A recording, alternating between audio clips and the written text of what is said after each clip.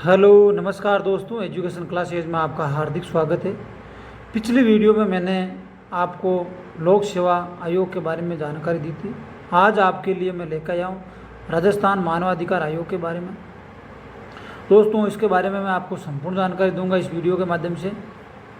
राज्य मानवाधिकार आयोग के बारे में मैं आपको गठन के बारे में जानकारी दूंगा, संरचना के बारे में दूंगा, योग्यता के बारे में जानकारी दूंगा, नियुक्ति कौन करता है इनके बारे में आपको जानकारी दूंगा, त्यागपत्र किसे देते हैं, कार्य क्या होते हैं, सीमाएँ क्या है इनके बारे में मैं आपको संपूर्ण जानकारी दूंगा। इस क्लास की PDF के लिए आप टेलीग्राम चैनल ज्वाइन कर सकते हैं। अपडेट के लिए व्हाट्सएप चैनल भी ज्वाइन कर सकते हैं। इनकी लिंक डिस्क्रिप्शन बॉक्स में दी गई है। दोस्तों, बगैर टाइम लिए हुए वीडियो को स्टार्ट करते हैं। राजस्थान मानवाधिकार आयोग दोस्तों, ये गैर संवैधानिक संस्था है। इसका संविधान में उल्लेख नहीं है। इस आयोग का संविधान में उल्लेख नहीं है, इसलिए यह गैर संवैधानिक संस्था है। सांविधिक या वैधानिक, सांविधिक या वैधानिक अर्थ होता है दोस्तों कि इसका गठन विधेयक या अधिनियम के आधार पर किया गया है। ये सलाहकारी संस्था है। ये सलाह दे सकता है, ना कि दंड।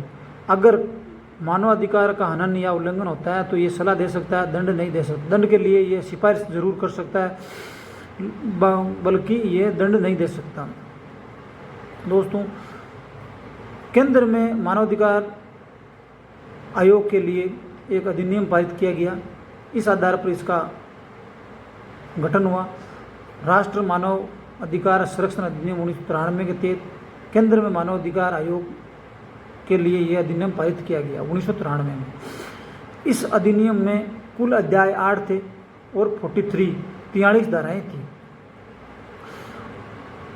मानव संरक्षण अधिनियम 1993 में इसमें 2 बार संविधान संशोधन हुए, 2006 और 2019 के अंदर, जो मैं आपको आगे बताऊंगा। दोस्तों, इसमें कुल अध्याय 8 है और धाराएं 43 है। राज्य में मानवाधिकार आयोग होगा, यह अध्याय 5 में लिखा हुआ है राज्यों के लिए। दोस्तों, आपको ज़्यादा कुछ याद नहीं करना है, यही याद करना है कि राज्यों के लिए अध्याय कौन से में राज्यों में मानवाधिकार आयोग के बारे में बताया गया है। तो अध्याय 5 में बताया गया है कि राज्यों के लिए मानवाधिकार आयोग होगा। यह अध्याय 5 में लिखा हुआ है।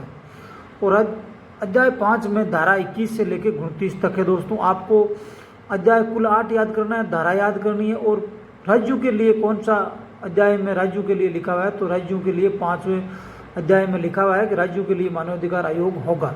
और अध्याय 5 में धारा 21 से 29 तक है। राजस्थान मानवाधिकार आयोग RSHRC, ये अध्याय 5 धारा 21A में है। ए में अधिसूचना या गठन।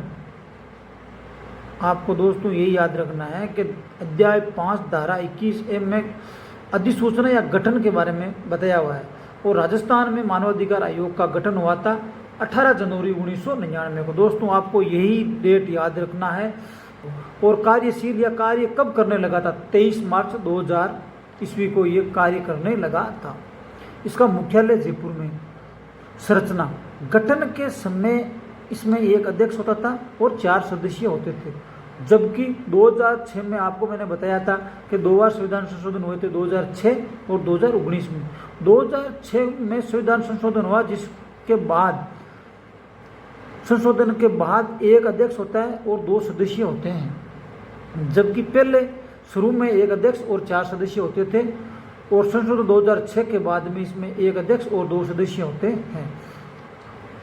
इसमें दोस्तों प्रथम अध्यक्ष कांता भटनागर थी, जो प्रथम महिला अध्यक्ष थी। अभी तक एक ही महिला बनी है, कांता भटनागर। दोस्तों, आगे चलते हैं। आगे आपको इसके बारे में मैं जानकारी दूंगा।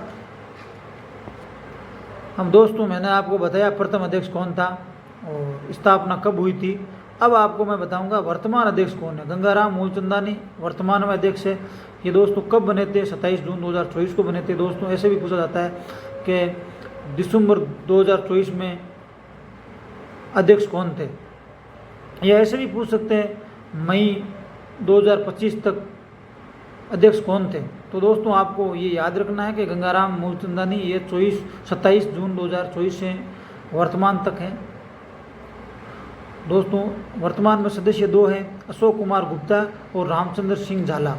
ये कार्यवाहिक अध्यक्ष के रूप में भी रह चुके हैं। रामचंद्र झाला, इनके बारे में आपको याद रखना, ये कार्यवाहिक अध्यक्ष के रूप में भी रह चुके हैं।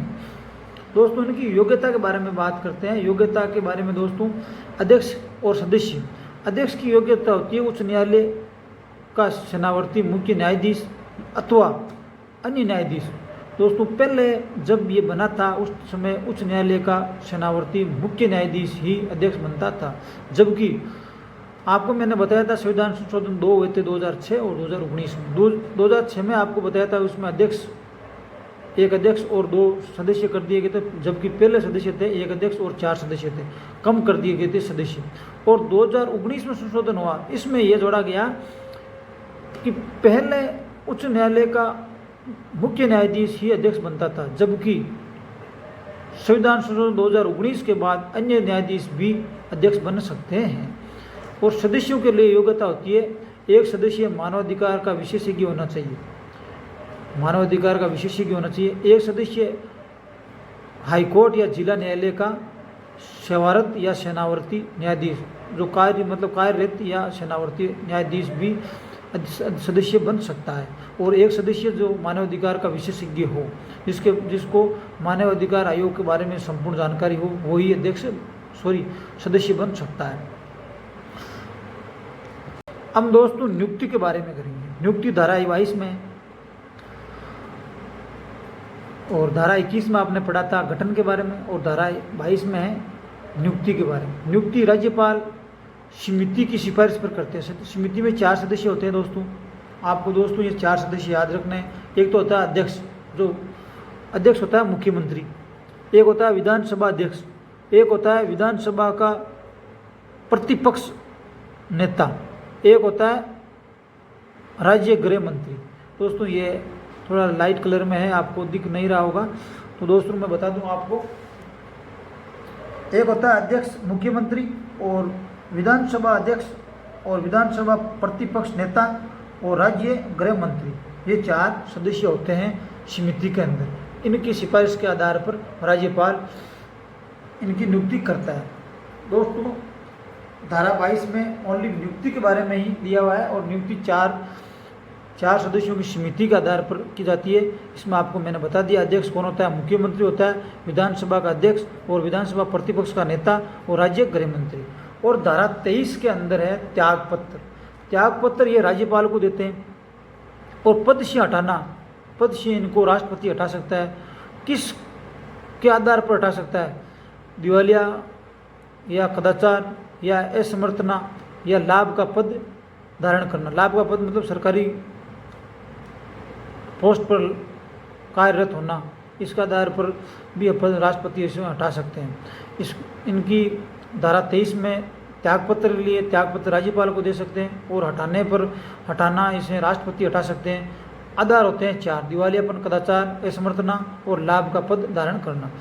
दोस्तों धारा 23 आपको मैं बता दी, धारा 22 पर बता दी, और धारा 21 के बारे में आपको बता दी। अब धारा 24 के बारे में पढ़ते हैं। धारा 24 के अंदर क्या क्या आते हैं। हम दोस्तों चलते हैं धारा 24 के अंदर। दोस्तों मैंने धारा 21 के बारे में आपको जानकारी दी, 22 के बारे में दी, 23 के बारे में दी, और 24 के बारे में अब दे रहा हूँ मैं दोस्तों मैं आपको बता दूँ, इन धाराओं को मैं एक ट्रिक के माध्यम से आपको याद करवा दूंगा, लेकिन अभी के लिए आप बने रहें। धारा 24 के अंदर है कार्यकाल 3 वर्ष या 70 वर्ष, जो भी पहले हो। 2019 से पहले 5 वर्ष या 70 वर्ष था। 2019 में संशोधन हुआ था, उसके आधार पर अन्य न्यायाधीश भी अध्यक्ष बन सकते हैं। और एक ये जोड़ा गया था कि 3 वर्ष या 70 वर्ष, 2 संशोधन हुए थे 2019 के अंदर। 2019 से पहले इनका कार्यकाल 5 वर्ष और 70 वर्ष था, जो भी पहले। नोट 2019 में पुनर्नियुक्ति भी जोड़ी गई। 2019 में जो संशोधन हुआ था उसमें पुनर्नियुक्ति भी जोड़ी गई। इसमें जो अध्यक्ष बनता है वो दूसरी बार भी अध्यक्ष बन सकता है, और सदस्य दूसरी बार भी चुना जा सकता है। दोस्तों अब धारा 25 के बारे में हम जानकारी। दोस्तों धारा 25 में अध्यक्ष का पद खाली हो जाने पर सदस्य का अध्यक्ष के रूप में कार्य करना। धारा 25 में लिखा हुआ है कि अगर अध्यक्ष का पद खाली हो तो सदस्य भी अध्यक्ष बन सकता है, वो भी राज्यपाल की अधिसूचना जारी करने के आधार पर बन सकता है। 2 सदस्य होते हैं, उसमें से राज्यपाल जिसको बनाए उनको अध्यक्ष बना सकता है अगर अध्यक्ष का पद खाली हो तो। ये धारा 25 के अंदर लिखा हुआ है। धारा 26 के बारे में जानकारी देखते हैं। इसमें लिखा हुआ है धारा 26 में वेतन भत्ते एवं शर्तें के बारे में, इसका कितना वेतन है, इनके भत्ते एवं शर्तों के बारे में निर्धारण करता है राज्य सरकार। निर्धारण राज्य सरकार करती है। किससे करती है? राज्य की संचित नदी कोष से। मतलब निर्धारण मतलब राज्य सरकार इसको भत्ते और ये भत्ते देती है, जो राज्य की सिंचित नदी कोष से इनको ये जो भत्ते वो राज्य सरकार देती है। वेतन, अध्यक्ष का वेतन होता है 2.5 लाख रुपये, जो हाईकोर्ट के मुख्य न्यायाधीश के समान है। दोस्तों ऐसे प्रश्न भी पूछे जाते हैं कि मानवाधिकार आयोग के अध्यक्ष का वेतन किसके समान है, तो आपको याद रखना है हाईकोर्ट के मुख्य न्यायाधीश के समान है। सदस्य का होता है 2.25 लाख, ये भी आपको याद रखना है हाईकोर्ट के अन्य न्यायाधीश के समान मानवाधिकार आयोग के सदस्यों का वेतन होता है। दोस्तों हम धारा 27 के बारे में जानकारी देखते हैं। धारा 27 में एक मानवाधिकार आयोग का एक अध्यक्ष होता है और 2 सदस्य होते हैं। इनके अलावा जो अन्य कर्मचारी होते हैं उनके बारे में जानकारी दी गई है। सचिव, जो राज्य सरकार के सचिव के रैंक से नीचे का नहीं होना चाहिए। एक सचिव होता है जो राज्य सरकार के सचिव से रैंक से नीचे नहीं होना चाहिए। एक महानिरीक्षक रैंक का पुलिस अधिकारी होता है और उसके अधीन पुलिस और अन्य अन्वेषणकर्ता कर्मचारी होते हैं और अन्य आवश्यक प्रशासनिक, तकनीकी और वैज्ञानिक स्टाफ भी होते हैं। ये इन अन्य कर्मचारी होते हैं। धारा 27। धारा 28 में यह बताया गया है कि राज्य आयोग राज्य सरकार को एक वार्षिक प्रतिवेदन प्रस्तुत करेगा, राज्य विधानमंडल में सदन के समक्ष प्रस्तुत करेगा। धारा 28 में ये लिखा गया है। अब दोस्तों देखते हैं 29 के बारे में। धारा 29 में लिखा हुआ है NHRC, राष्ट्रीय मानवाधिकार आयोग। राष्ट्रीय मानवाधिकार आयोग अगर कोई भी संशोधन करता है या कोई भी नियम जारी करता है तो वो राज्य आयोग को मानना पड़ेगा। ये धारा 29 में लिखा गया है। और दोस्तों आपको इन धाराओं के बारे में भी जानकारी रखना। धारा 33 और धारा 35 के बारे में। राज्य सरकार द्वारा अनुदान, ये धारा 33 में लिखा हुआ है। और राज्य आयोग के लेखा और ऑडिट, ये धारा 35 में लिखा गया है। ये 2 धाराएं, ये भी आपको याद रखना है। अब दोस्तों आगे चलते हैं। अब दोस्तों आयोग की सीमाओं के बारे में पढ़ते हैं। आयोग सेना, श्रम और औद्योगिक विवादों से संबंधित मामलों की जांच नहीं करता। मतलब इसमें सीमाओं के बारे में बताया गया कि ये सेना और श्रम और औद्योगिक विवादों से संबंधित मामलों की जांच नहीं करता। 1 वर्ष से पहले पुराने मामलों की जांच नहीं की जाती। ये कथन में कभी कभी क्वेश्चन में पूछ लेते हैं, इसलिए आपको मैं ये करवा रहा हूँ। न्यायालय में लंबित या विचाराधीन मामलों की जांच बिना न्यायालय की पुनरानुमति के नहीं की जा सकती। इसका मतलब यह है कि न्यायालय की अनुमति के बिना ये जांच नहीं कर सकता। आयोग के प्रमुख कार्य क्या क्या है?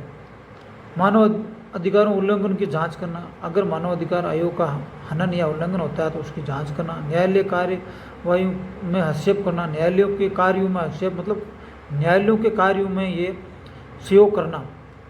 जेलों एवं संस्थाओं का निरीक्षण करना, जैसे जेलों और संस्थाओं का निरीक्षण करना।